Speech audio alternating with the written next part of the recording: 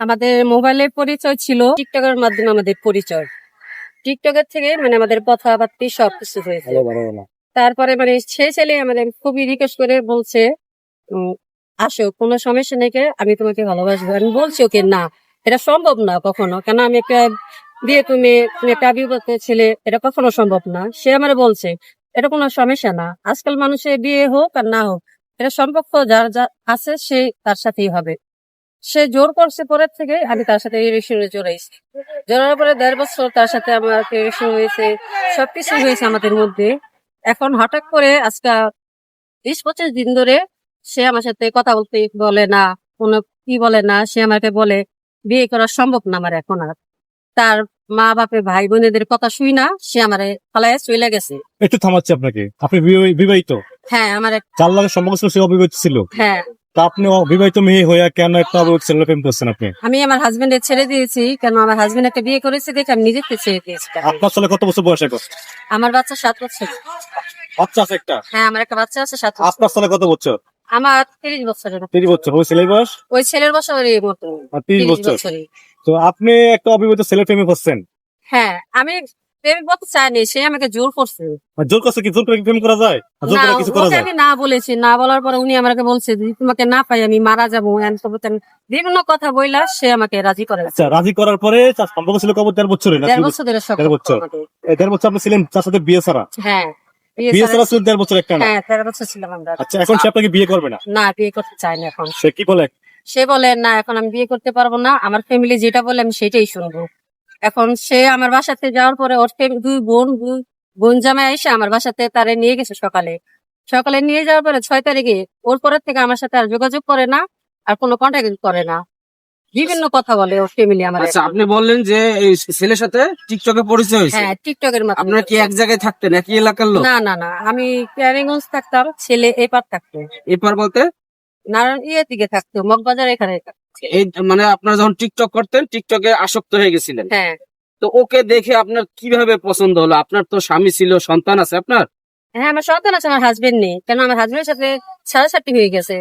না, আগে আপনার ছাড়াছাড়ি হওয়ার পরে আপনি হ্যাঁ, টিকটক আমার করতেন, সেই টিকটক করার পরে ওই ছেলের সাথে আপনার সম্পর্ক হয়েছে। হ্যাঁ, তো সম্পর্ক হওয়ার পর ছেলে প্রচুর রিকোয়েস্ট করেছে, বলছে আগের জীবন মানুষের এক জীবনে তো সারা জীবন কাটে না, মানুষের জীবন তো বারে বার আসে একবার। একবার তুমি ঠকছো দিকে কি আরেকবার ঠকবা?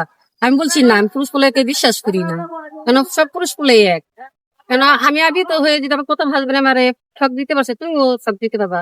ছেলে বলছে না, এটা কখনো হবে না, তুমি এত বিশ্বাস রাখতে পারো আমার মধ্যে।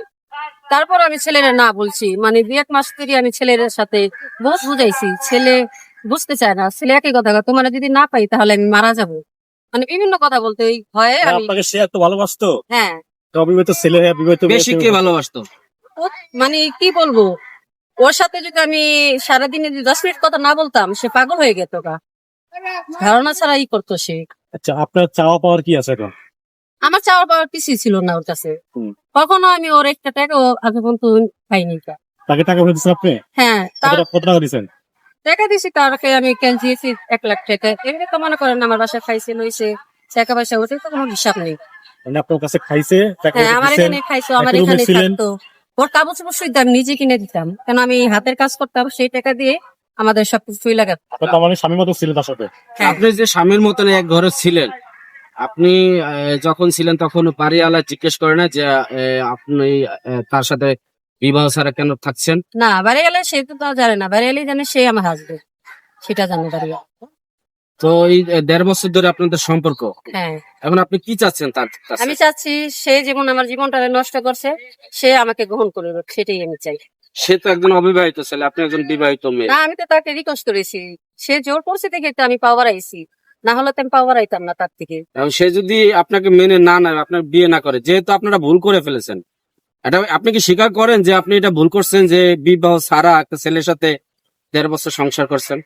হ্যাঁ, সেটা ভুল হয়েছে, সেটা আমি জানি, সেই করছে দেখে আমি। এখন সে না মেনে নিলে আপনি কি পদক্ষেপ নেবেন?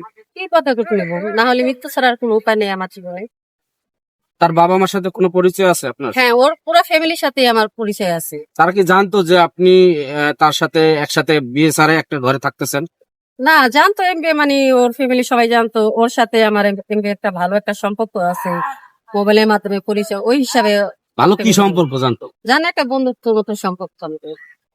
এই যে আপনি একটা কাজ করলেন, এখন যদি সমাজ আপনাকে না মেনে নেয়, তার পরিবার আপনাকে মেনে না নেয়, ওই ছেলে আপনাকে মেনে না নেয়, তাহলে আপনার আসলে কি করার থাকবে এখন? কি আর করা থাকে, বললাম না, নৃত্য ছাড়া আমার কোনো ইয়ে নেই। মিডিয়ার মাধ্যমে কি জানাইতে চাচ্ছি? মেয়েদের মধ্যে জানাতে চাচ্ছি সবার কাছে একটা অনুরোধ, আমি তার জন্য আমার জীবন নষ্ট হয়েছে, তার কাছে আমি থাকতে চাই সারা জীবন।